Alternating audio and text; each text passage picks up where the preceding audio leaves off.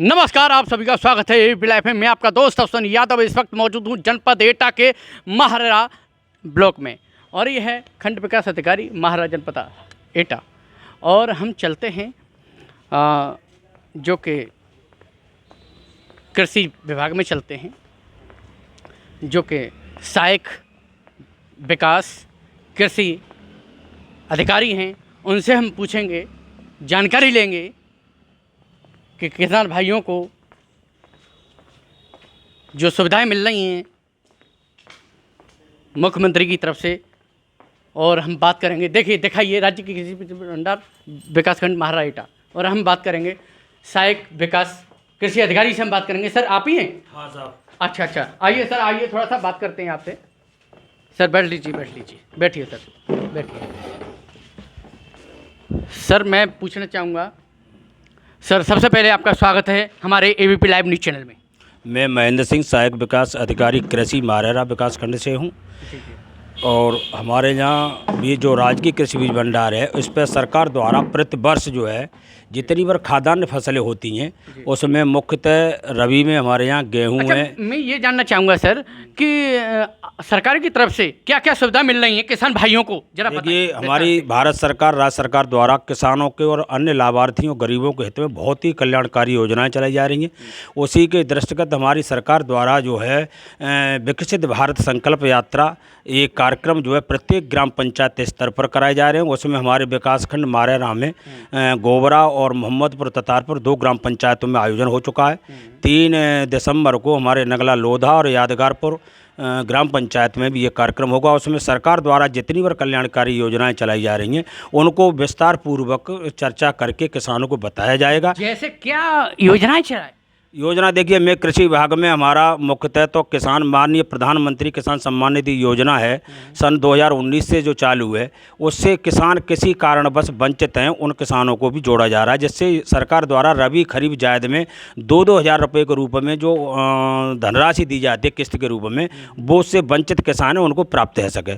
दूसरा हमारा कृषि विभाग से संबंधित है, जो किसान भाइयों की जो सम्मान निधि प्राप्त हो रही है और KCC कार्ड नहीं बना है, तो ऐसे किसान जो KCC कार्ड जो है अपना बनवाना चाहते हैं, बैंक से ऋण लेना चाहते हैं, इच्छुक हैं, तो वो जो किसान जो है उससे जुड़े और बैंक से उसका पूरा लाभ लें।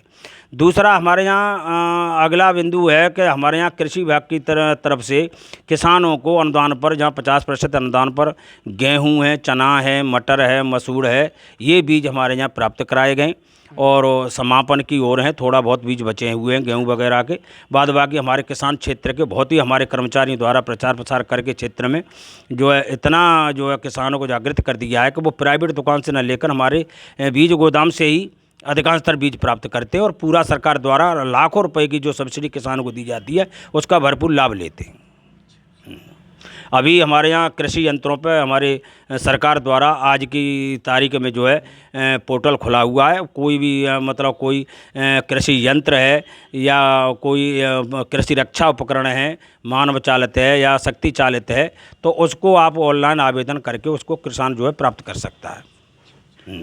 अच्छा, मैं एक सवाल मेरा ये होगा ईडीओ साहब कि जैसे कि 50 बीघा ज़मीन है, किसी पर 150 बीघा है, उनके यानी कि संबंधी आ रही है, ऐसा भी कुछ है? देखिए, उसमें सरकार द्वारा ये था कि खतौनी में नाम होना चाहिए। अच्छा। चाहे आपका 1 विषय है चाहे 1 बीघा है। अच्छा। ऊपर को कितना भी उसका ज़मीन है उससे कोई बाउंड नहीं है। बहरहाल जो हमारे राज्य के कृषि बीज भंडार से जो किसान बीज लेगा उसे चाहे 50 बीघा बेशक है, उस पर हमारे यहाँ 2 हेक्टेयर से ज़्यादा बीज प्राप्त नहीं होगा। अच्छा। खरीफ में 2 हेक्टेयर का ले सकता है, रबी में ले सकता है।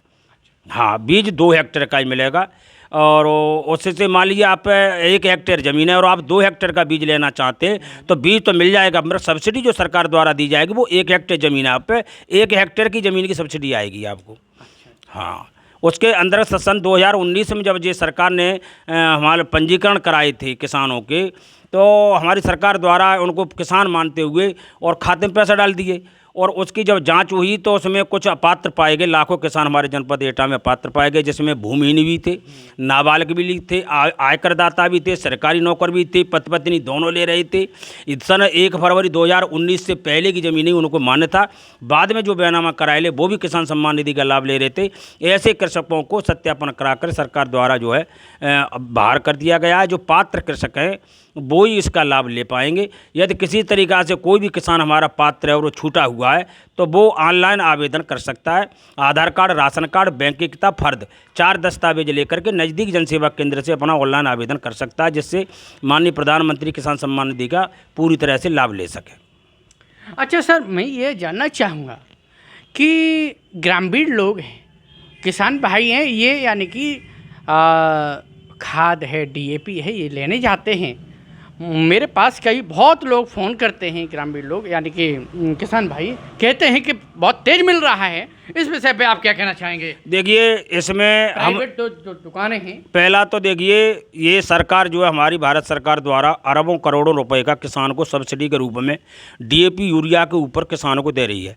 उसमें हम जो अपने कृषि विभाग की तरफ से ग्राम या पंचायत स्तर या न्याय पंचायत ब्लॉक स्तर पर गोष्ठियाँ, मेलाओं के माध्यम से किसानों को जागरूक कर रहे हैं कि किसान जो है रासायनिक खादों को कम प्रयोग करे और जैविक खेती की तरफ ज़्यादा आवे। उसमें हमने कार्यक्रम भी चलाए हैं, 2-3 ग्राम पंचायतों हमारे कार्यक्रम चल रहे हैं। सरकार द्वारा उनको ड्रम वगैरह उपकरण दिए जा रहे हैं, जिससे वो अपना जैविक खेती की तरफ उनको मोड़ा जा रहा है। सरकार चाहे तो डीएपी यूरिया को बंद कर देगी, मगर कारण क्या है कि रासायनिक खादों को देते देते ज़मीन हमारी एक तरह से चटो रह गई है। ये एकदम डीएपी यूरिया बंद कर दिया है तो हमारा उत्पादन नहीं देगी 3 वर्ष तक।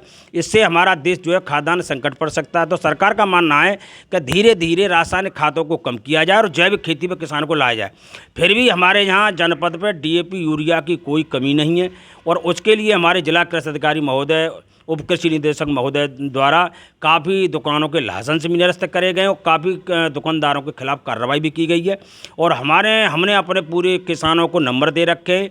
कहीं कोई किसान, प्राइवेट दुकानदार कोई रेट से अधिक रेट पर बेचता है तो उसमें हमें सूचना दी जाए, उस पर आवश्यक कार्रवाई की जाएगी।